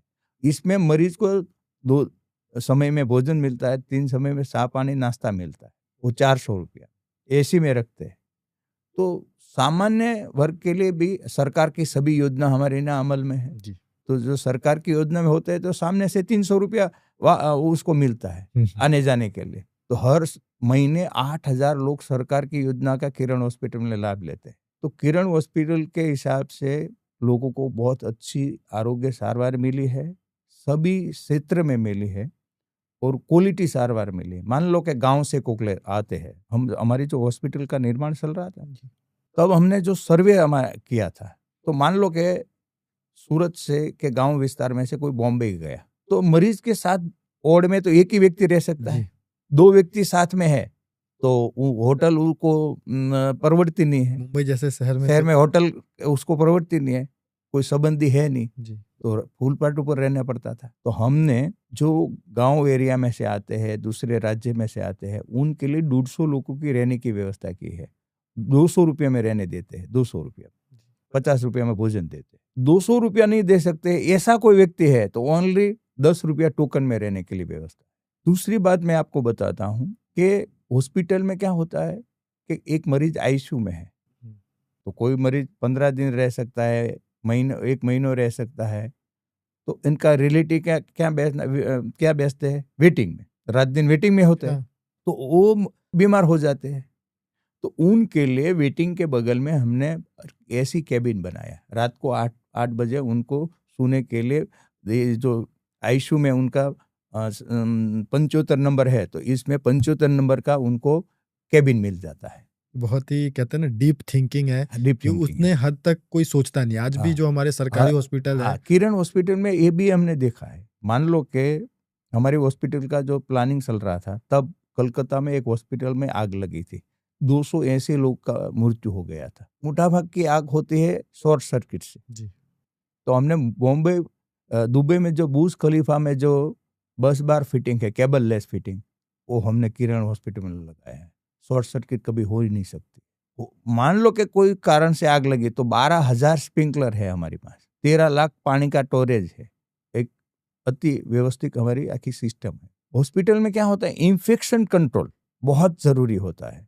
तो किरण हॉस्पिटल में इन्फेक्शन कंट्रोल करने के लिए सभी व्यवस्था है, इसलिए हमारे हॉस्पिटल में इन्फेक्शन बहुत कम लोगों को लगता है। मान लो कि मैं एक बात बताता हूँ कि बड़ी बड़ी हॉस्पिटल में आप देख लेना 4-5 आईसीयू होता है। NABHM कहता है कि रोग के हिसाब से आईसीयू होना चाहिए। किरण हॉस्पिटल में 14 आईसीयू है, 152 बेड है 14 आईसीयू में, रोग के हिसाब से हम रखते हैं किरण हॉस्पिटल। तो सभी सुविधा है। ये अंतर्राष्ट्रीय देश की आगे 10 हॉस्पिटल में है किरण हॉस्पिटल है, और किरण हॉस्पिटल में बहुत लोग बहुत अच्छी सारवार से बहुत सुखी है। हिंदुस्तान में कोई भी हॉस्पिटल ऐसी नहीं होगी कि मुफ्त में रक्त देती है। हमारी हॉस्पिटल में दाखिल है उनको तो मुफ्त मिलता है, लेकिन दक्षिण गुजरात में कोई भी हॉस्पिटल है उसमें मरीज है उनको रक्त की जरूरत है, किरण हॉस्पिटल में पर डे 300 बोतल उनके लिए फ्री में मिलती है। एक रक्त की बोतल लेने के लिए 1,000 रुपया हमको देना पड़ता है, क्योंकि इतना खर्च है रिपोर्ट का जी। हमारा 125 लोगों का स्टाफ एक कैंप के पीछे लगता है और प्रोसेस के पीछे लगता है, 1 रुपया हम लेते नहीं। हिंदुस्तान में पहली हॉस्पिटल, बहुत बड़ी बात है, क्योंकि उसका प्रोसेस करना, स्टोरेज करना। हमने विकसित देशों में सीनियर सिटीजन के लिए बहुत अच्छी व्यवस्था होती है, तो हमारे देश में सीनियर सिटीजन की अच्छी व्यवस्था नहीं मिलती है। तो सीनियर सिटीजन, आप सीनियर सिटीजन के लिए बहुत अच्छा काम कर रहे हैं, 22 सेंटर चलाते हैं, तो आपको बहुत बहुत अभिनंदन है। तो ऐसे हमने सूरत का सीनियर सिटीजन के लिए एक बहुत अच्छा उदाहरण रखा है। गत 20 तारीख हमारा भारत वडील सीनियर सिटीजन का कार्यक्रम था, इसमें रजत शर्मा आया था जी। तो सीनियर सिटीजन के लिए हमने क्या किया, सूरत में 26 राज्य के लोग रहते हैं, सभी का एक सीनियर सिटीजन, कोई का 200 का, कोई का 150 का, कोई का 50 का ग्रुप होता है जी। तो मैं एक सीनियर सिटीजन के कार्यक्रम में गया, तो कार्यक्रम खत्म होने के बाद भोजन ऊपर राउंड टेबल में बैठा था, तो मैं एक सीनियर सिटीजन को सवाल किया कि आप कौन सी मुश्किल का अनुभव करते हैं। तो उन्होंने बोला कि मेरा लड़का बेंगलोर में नौकरी करता है, हम दो ही इधर है, हमारी उम्र हो गई है, रात में खुश हुआ आरोग्य लक्षी, तो हमारी कौन देखभाल करेगा, वही चिंता रहती है, मेरे लड़के को भी ये चिंता रहती है। ये बात मैंने सुनी, मैंने मंथन शुरू किया कि किरण हॉस्पिटल सक्षम है, उनके माध्यम से ये जो सीनियर सिटीजन है उनको हमको आत्मविश्वास देना है कि संकट समय है, किरण हॉस्पिटल हमारे साथ है, तो कैसी डिजाइन होनी चाहिए। तो हमने किरण हॉस्पिटल में senior citizen emergency control room खोला और अभी सभी 26 राज्य के 30,000 सीनियर सिटीजन मेंबर को वन टाइम 500 रुपया लेकर एक कार्ड बना दिया, मेंबर बना दिया जी। तो वो कार्ड में जो नंबर कंट्रोल रूम का दिया है, खुद का मोबाइल नंबर में डालना है, एक नंबर में डाल दो जी। मान लो कि रात 2 बजे आपको कुछ हुआ तो एक नंबर दबा दो, तो किरण हॉस्पिटल की स्क्रीन ऊपर आपका तस्वीर होगी, आपका एड्रेस होगा और आपका जो भी रिपोर्ट किया है वो भी स्क्रीन पर आ जाएगा। आपने बोला कि मुझे डॉक्टर चाहिए, तो किरण हॉस्पिटल की 6 एम्बुलेंस अलग अलग एरिया में 10 बाय होती है डॉक्टर के साथ रात दिन, और नजीक के हॉस्पिटल को ये मैसेज मिल जाता है, वो उनका घर 5-10 मिनट में पहुंच जाता है। डॉक्टर जाता है तब उनको रिपोर्ट भी मिल जाता है कि मरीज को क्या तकलीफ है, क्योंकि उनको रिपोर्ट भी मिल गया है जी। तो उनके घर पे सारवार दे देते हैं। 2 साल में 69,000 सीनियर सिटीजन ने, ये जो 30,000 मेंबर है ना, इसमें से 69,000 लोगों ने सारवार किरण हॉस्पिटल की ली। कोई ने 2-3 दान ली, कोई 4 दान ली, ऐसे 69,000 लोगों ने सारवार ली। तो वो सभी सीनियर सिटीजन को घर बैठे सारवार मिलती है, और वो जो कार्ड बताते हैं ना, उनको हॉस्पिटल में आते हैं तो रिपोर्ट में दाखिल में 15% डिस्काउंट मिल जाता है कार्ड के हिसाब से। बॉम्बे में 1 लाख रुपया फुल बॉडी चेकअप का है, वो हमारे यहाँ 30,000 रुपया है। 1,000 से 30,000 का सब पैकेज उनको कार्ड बताते हैं 50% में हो जाता है। और हर साल हम कन्वीनर सेंटर में बड़ा एसी में वो भारत वडील वंदना का कार्यक्रम रखते हैं। सब लोग 3 बजे आ जाते हैं, हिंदी संगीत का कार्यक्रम मानते हैं, 3-4 कलाक बहुत अच्छे ढंग से मानते हैं, और अंतिम भोजन लेके वो कार्यक्रम खत्म होता है भोजन के साथ। तो इसमें सभी का वंदन होता है, भारत वडील वंदना नाम दिया है क्योंकि सभी राज्य के सीनियर सिटीजन इस कार्यक्रम में आते हैं, तो उसको भारत वडील वंदना नाम दिया है। वो जो आते हैं ना, तो सबका संदन का तिलक होता है, पुष्पों से वधामणी होती है और साल से सम्मान होता है सभी को, इसलिए ऐसा कार्यक्रम होता है। तो सीनियर सिटीजन के लिए हमने बहुत अच्छा कार्यक्रम किया है, आगे वाले दिन में भी ऐसा कुछ नया उसमें आएगा। बहुत बड़ी बात है। और आपने जैसा बताया कि जैसे एक कहते हैं ना, खोजी दिमाग कभी शांत नहीं बैठता है। आपने हर समस्या को देखा, जब जिस फील्ड में घुसे तो उसकी गहराई तक गए। जो व्यवस्था आपने बताया, अगर ये व्यवस्था हर सिटीजन को, हर गवर्नमेंट स्तर इस चीज़ को इम्प्लीमेंट करे तो हमारे देश में खासकर ये स्वास्थ्य की समस्या ही नहीं आएगी। तो बहुत ही अच्छा ये विचार है आपका, और ये सब चीज़ें का लोगों को लाभ मिल रहा है, और कई लोग इस चीज़ों से सीख भी सकते हैं जो इस फील्ड में, जो हॉस्पिटल चला रहे हैं, तो वो भी इस चीज़ों को इम्प्लीमेंट कर सकते हैं कि कैसे हम ये सारी व्यवस्था लोगों तक पहुँचाएँ। मेरा भी एक अनुभव रहा है।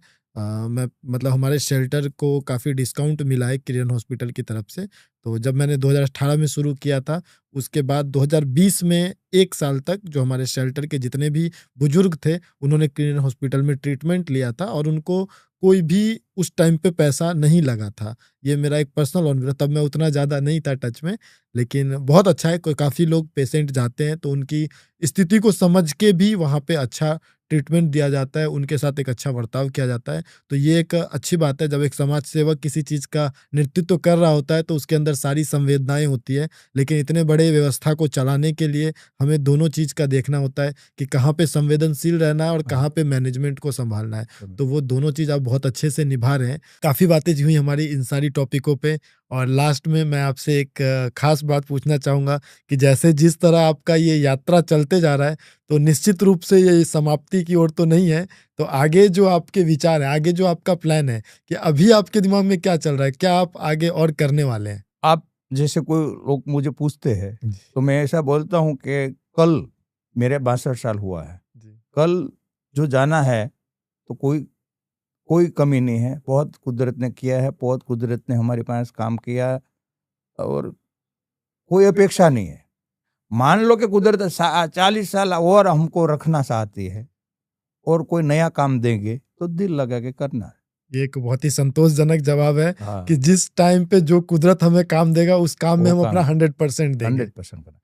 आखिरी श्वास तक एक बात तय है, आखिरी श्वास तक सक्रिय रहना है। इस तरह से और इतने ऊर्जा इस समय में इतने उम्र में भी होना बहुत बड़ी बात है। और आजकल हम जो युवाओं को, खासकर हमारा विशेष जो चर्चा युवाओं से शुरुआत हुआ था, तो आज हम देखते हैं कि युवाओं के अंदर जो पढ़ाई को लेके एक प्रेशर होता है और काफ़ी तनाव से गुजर रहा है। आज का जनरेशन छोटी छोटी समस्याओं से, पारिवारिक समस्याओं से, पढ़ाई की समस्याओं से बहुत जल्दी विचलित हो जाता है। वो सहनशीलता नहीं रही, वो जो मेहनत करने की जो क्षमता थी कि पहले का युवा देखते थे बाहुबल के लिए मेहनत करता था, खेती में जाता था, कुछ ऐसे फिजिकल एक्टिविटी में, जो आज का युवा वर्ग बहुत कमजोर हो चुका है। उनसे फिजिकल काम एक सीढ़ी चढ़ने में भी कहते नहीं होता है। तो इस चीज को आप क्या मोटिवेशन देना चाहेंगे उनको, अपने स्वास्थ्य पे और अपने ऊपर कैसे काम करना चाहिए, खासकर मानसिक चीजों पे? आगे इसके लिए अपने बहुत बात हुई है, लेकिन अंत में एक ही बात है कि खुद को शक्तिशाली रखने के लिए, निर्णायक स्थिति में रखने के लिए खुद को प्रफुल्लित रखना बहुत जरूरी है। आप 4 व्हील लेके जाते हैं तो इसमें कोई फॉल्ट है, गाड़ी में हीट आती है तो गाड़ी की स्पीड कम हो जाती है कि नहीं हो जाती है? तो ये हमारा शरीर है, इसमें क्रोध के रूप में हीट आती है, ईर्ष्या के रूप में हीट आती है, अति लोभ के रूप में हीट आती है, विकार के रूप में हीट आती है, घमंड के रूप में हीट आती है। तो हमारा ब्रह्मांड रूपी शरीर को नुकसान होता है, आरोग्य का नुकसान होता है और निर्णायक स्थिति पर उसका नुकसान होता है। तो हमको कुछ करना है तो हमको ये ब्रह्मांड रूपी शरीर को प्रफुल्लित रखना है। प्रफुल्लित रखने के लिए खुद के साथ बात हो, खुद को सलाहो। मान लो कि आपकी कोई टीका करते हैं तो आप में क्रोध आ जाता है जी। तो आपको क्रोधित करने की चाबी कौन के? दूसरों के हाथ में है ना। खुद की पास चाबी रखो। सामने वाला का कोई शब्द आपको ऊपर कोई असर नहीं छोड़ना चाहिए। कोई प्रफुल्लित आपकी प्रशंसा करता है तो ओवर भी नहीं होना चाहिए, हो ही हमारे पास चाबी होनी चाहिए। हमको हमारी मस्ती में काम करना है, खुद की साथ बात करना है, खुद को ताकतवर बनाना है। मैं हूँ, मैं बड़ा नहीं हूँ, छोटा नहीं हूँ। मानस बड़ा छोटा नहीं हो सकता है, मानस होता है। कोई भी बात हमको असर नहीं करनी चाहिए, ऐसी एक ताकत प्राप्त करनी है, उनकी एक अलग शक्ति बनती। सही बात है। और कहावत है एक कि कोई आपकी प्रशंसा करे और आप खुश हो जाओ, कोई आपकी निंदा करे और आप नाराज हो जाओ, तो समझो आपका कंट्रोल दूसरे के हाथ में है। तो आप अपने आप पे कंट्रोल आपको खुद को सलाहना है, खुद को खुद सलाहना है। बहुत बड़ी बात कही आपने। तो हमें बस अपने आप को प्रसन्नचित रखना है, इस शरीर को प्रसन्नचित रखना है। हम अक्सर लोगों को देखते हैं इस द्वंद में घूमते हैं कि हमें उसके लिए किया, उसके लिए जीवन छोड़ दिया, उसके लिए हमारा ये हुआ, उसके। जब इंसान इस शरीर को खुश नहीं रख सकता, इस शरीर के लिए कुछ नहीं कर सकता है, वो दुनिया में किसी के लिए भी कुछ नहीं कर सकता है, क्योंकि हर कार्य का कर्ता ये शरीर ही बनता है। खुद को शक्तिशाली बनाना है। मान लो कि कुदरत ने मुझे ये एरिया में काम करने की तक दी, मैंने दूसरों के लिए कुछ किया ही नहीं है, मैं ये भार लेके फरता ही नहीं हूँ। समय का काम है, कुदरत ने जिम्मेदारी दी, निमित्त बनाया, तो कुदरत का आभार है। दूसरों के लिए मैं काम करता हूँ, ऐसा मगज में कुछ आना ही नहीं चाहिए, आना ही नहीं चाहिए। अपनी प्रसन्नता के लिए अपनी प्रशंसा कर। मेरे अंदर कुदरत है, मैं कुदरत अगर एक सेकंड भी नहीं हूं तो मेरे अंदर जो कुदरत है वो कुदरत को प्रफुल्लता इसलिए इसमें से मिलती है, कुछ करने से मिलती है। तो मेरी प्रफुल्लता लेने में करता हूं, दूसरों का उपकार करने के लिए काम करता हूं, ये विचार आना ही नहीं चाहिए। और हर एक सक्सेसफुल इंसान, हर एक जो कुछ जीवन में हासिल किया, उनका एक क्षेत्र अलग होता है। समझो कि आपने जैसा कहा कि मैं अपने आप को प्रसन्न करने के लिए काम करता हूं, तो ये विचार ही आपसे आज तक काम करवा रहा है। नहीं तो जरूरत के लिए जो काम करता है, जरूरत तो बहुत जल्दी पूरी हो जाती है। नहीं, मैं जो ऐसा सोचूंगा कि मैं दूसरों के लिए काम करता हूं, तो मेरे अंदर पड़ेली जो व्यवस्था है ये प्रशंसा के लिए आतुर बनती है। बिल्कुल। तो मेरी कोई अच्छी बात करे, इनके लिए मैं लालायित होता हूं, इनके लिए मैं अपेक्षित बनता हूं, मैं भिखारी बनता हूं। आप मेरी प्रशंसा करो, ऐसी मैं कोशिश करता हूं तो मैं भिखारी बन गया, समझ गया। એટલે मैं दूसरों के लिए कुछ नहीं करता हूं। कुदरत ने जो काम दिया है वो मैंने दिल लगा के कर्म किया है। ये कर्म में सामने वाला को लाभ हुआ, वो आनंदित हुआ, तो इसमें ईश्वर है। तो ये आनंदित हुआ तो ये ईश्वर आनंद हुआ, ऐसा मुझे फील करना है। ये बहुत बड़ी बात है। और देश का चौथा सर्वोच्च पुरस्कार आपको ऐसे ही नहीं मिला है, वो आपने उसकी अपेक्षा नहीं की तभी मिला है। कहते हैं ना, जिस चीज़ की हम प्लानिंग करके और आशा रख के करते हैं और वो चीज़ नहीं होता है या होता है तो हमें दुख होता है, हम रुक जाते हैं। लेकिन हम जब निस्वार्थ भाव से करते हैं तो हमें नहीं पता होता है कि क्या होने वाला है हमारे साथ। कुदरत किसी का भार रखता नहीं है। जब हम समाज के लिए कुछ कर रहे होते हैं, भले अपने प्रसन्नता के लिए, तो कुदरत अपना हिसाब क्लियर रखता है। जब आप करोगे तो आपकी प्रशंसा ऑटोमेटिक होगी, आप उसकी चाह रखें नहीं रखें, लेकिन कोई चीज़ छुपती नहीं है और वो सामने आ ही जाती है। हमारी शक्ति बढ़ाने के लिए कुदरत के साथ जुड़ना है। तो कुदरत ने मुझे जन्म दिया है, कुदरत जो भी कराता है कुदरत कराता है, मैं जीरो हूँ, इसमें शंका नहीं होनी चाहिए, तो नहीं होना चाहिए बीच में, सही बात है। तो नहीं होना चाहिए। मैं कुदरत के साथ हूँ, कुदरत मुझे सलाहता है, मैं कुदरत बिना एक सेकंड नहीं हूँ, ये मैं मानता हूँ। मुझे भगवान को मिलने के लिए मंदिर जाने की कोई जरूरत नहीं है, मैं एक सेकंड भगवान के बिना नहीं हूँ। मंदिर हमारे अंदर है। हाँ, एक सेकंड नहीं है, मैं भगवान के बिना मेरी श्वास प्रक्रिया यही भगवान है। भगवान के बीच में तो नहीं होना चाहिए। भगवान मुझे सलाहता है, भगवान सब देता है, भगवान सब निमित्त बनाता है, लेकिन मुझे भगवान को कोई प्रार्थना नहीं करनी है कि ये देने के लिए मुझे तू ये कर दे।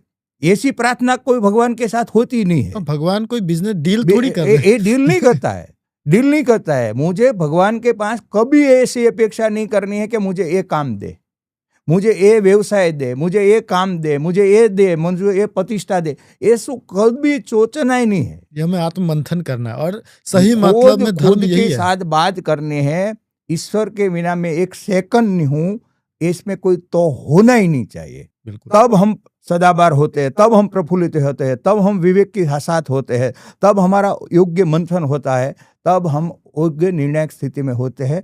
तो हर कोई क्षेत्र में हमको योग्य निर्णय के माध्यम से सफलता मिलती है। नहीं, बहुत बड़ी चीज़ है और यही चीज़ हमें सीखना है कि ईश्वर ने हमें ये शरीर दिया, ये मस्तिष्क दिया और हमें छोड़ दिया कि तुम इससे अपनी शक्ति को पहचानो और तुम्हारा कर्म, तुम्हारा शक्ति ही तुम्हें निर्णायक स्थिति तक ले जाएगा। मेरे सामने आके मांगने से मैं कुछ नहीं दूंगा, मुझे दूध चढ़ाने से मैं प्रसन्न नहीं हो जाऊंगा। वो इन सब चीज़ों से विमुक्त है। वो भी हम चढ़ा के खुद को ही प्रसन्न कर रहे होते हैं कि मैंने ये किया। आजकल लोग मंदिरों में या कहीं भी जाते हैं, दान करते, खुश होते हैं और वो अपने आप को प्रसन्न करते हैं। मैंने इतना किलो बूंदी का लड्डू चढ़ाया, मैंने इतना करके आया, मैंने सोने का सिंहासन बनवाया। तो वो एक्चुअल में खुद को प्रसन्न कर रहा होता है इस माध्यम से कि हम भगवान को प्रसन्न कर रहे हैं। भगवान प्रसन्न, दुख, कोई अपेक्षा कुछ पाने से अलग है। वो एक सुपीरियर पावर है, वो एक एनर्जी है। जैसे आपने कण की बात की, तो वो कणों का महाकण है जो सारे कण का निर्माण करता है। और बहुत सारी चीज़ें आपने आज सिखाया। और लास्ट में हम एक जानेंगे कि अभी हमारे देश में कहते हैं कोई इंसान जो खुद के लिए करता है, परिवार के लिए करना सबकी जिम्मेदारी होती है, माँ बाप का करना, बच्चों के लिए करना, लेकिन उसके अलावा जो हम समाज के लिए कर रहे हैं वो हमारी एक सामाजिक जिम्मेदारी है। उससे ऊपर होता है एक देश की जिम्मेदारी। तो अभी एक बहुत ही दुखद घटना हमारे देश में घटित हुई है कि पहलगांव कश्मीर के अंदर हमारे देश के जो सिटीजन हैं, नागरिक हैं, वहाँ पे घूमने गए और उनको आतंकवादियों द्वारा क्रूरता से हत्या कर दी गई। तो उस विषय में अभी काफ़ी चीज़ें हमारे देश में घूम रही है।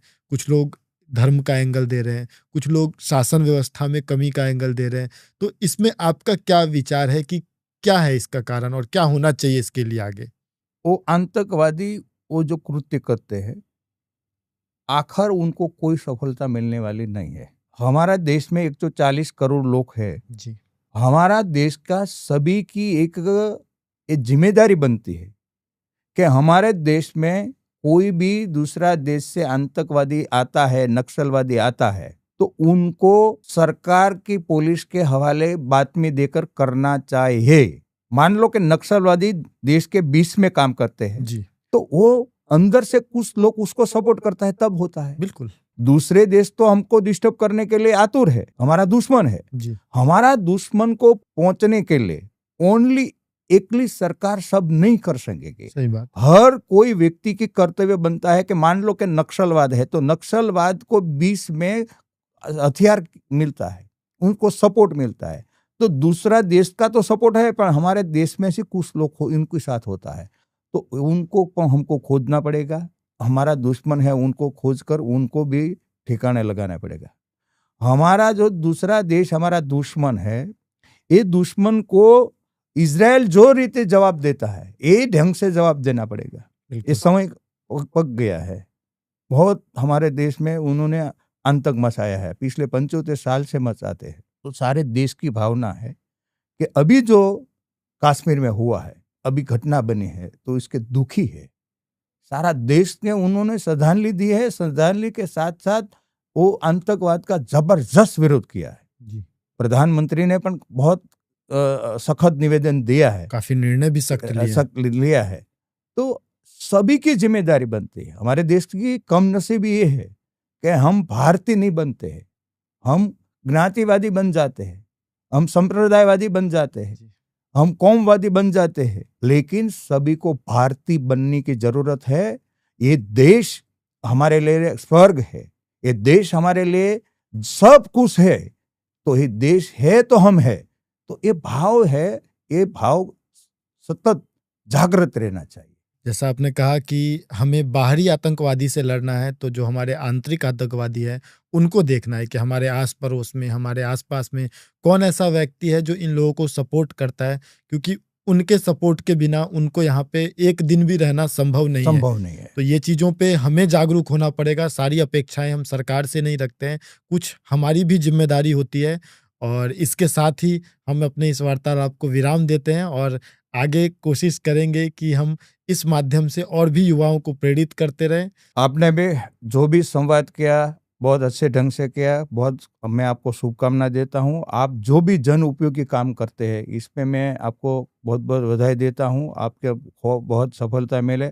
आप युवा उम्र में आपका जो विचार है, आपकी कार्य पद्धति है, आपका जो जीवन आपने जो बताया, बहुत संकट समय में से गुजरा है। आप जो इस संकट समय में से इधर पहुंचा है, और विचार आपका और आपका काम करने की पद्धति युवा उम्र में जो आप कर रहे हैं, आपको बहुत बहुत बधाई देता हूँ, शुभकामना देता हूँ। आप जैसे सब युवान जो सोचने लगेगा तो हमारा देश महान बनेगा। हर कोई व्यक्ति महान बने तब देश महान बनता है। हमारे देश में जब आपके जैसे मार्गदर्शक होते हैं, मेरा एक कहते हैं रुचि होता है। मैं भले युवा अवस्था में हूँ, लेकिन मुझे सुनना, जानना, ऐसे जीवन से मैं बहुत मेरे आंखों में एक चमक होता है जब मैं ऐसे कोई प्रतिष्ठित व्यक्ति को देखता हूँ, उनके जीवन के संघर्ष यात्रा को देखता हूँ, तो मुझे बैठना बहुत पसंद है। मेरे घर के लोग भी, मेरे दोस्त भी कहते हैं कि जितना मैं ऐसे हमारे उम्र में नहीं एडजस्ट करता उतना मैं इन सब चीज़ों में घंटों घंटों संतों को सुनता हूँ, उनकी बातों को सुनता हूँ, उनके अनुभव को सुनता हूँ, और काफ़ी चीज़ें अपने जीवन में धारण करता हूँ कि कैसे हम आनंद के लिए, सारे आनंद किसी भी चीज में आता है। आज मैं किसी की सेवा कर रहा हूँ, मुझे बड़ा आनंद आता है, मुझे इतना खुशी मिलता है, मुझे वो आनंद किसी चीज है। कोई लोग उस आनंद के लिए घूमते हैं, कुछ आनंद के लिए कहीं अपने अलग तरह से मनोरंजन करते हैं, कोई डिस्को करते हैं, कोई नशा करते हैं। तो आनंद की कोई परिभाषा नहीं है, हम जिस चीज में आनंद लगा ले वही हमारा आनंद होता है। और जो इंसान अपने काम से प्यार करता है ना, उस इंसान को कोई दुखी नहीं कर सकता है, ना उसको कोई संबंध दुखी कर सकता है, ना उसको कोई कहते हैं ना मान मर्यादा प्रतिष्ठा दुखी कर सकती है। उसको बस अपना काम दिखता है और वो उसमें मग्न रहता है, लीन रहता है। तो बस इसी विचार के साथ चलते हैं और आप लोगों को देख के अपने लाइफ में आपके चैनल का दर्शक को बधाई है, अभिनंदन है, आभार। Thank you so much.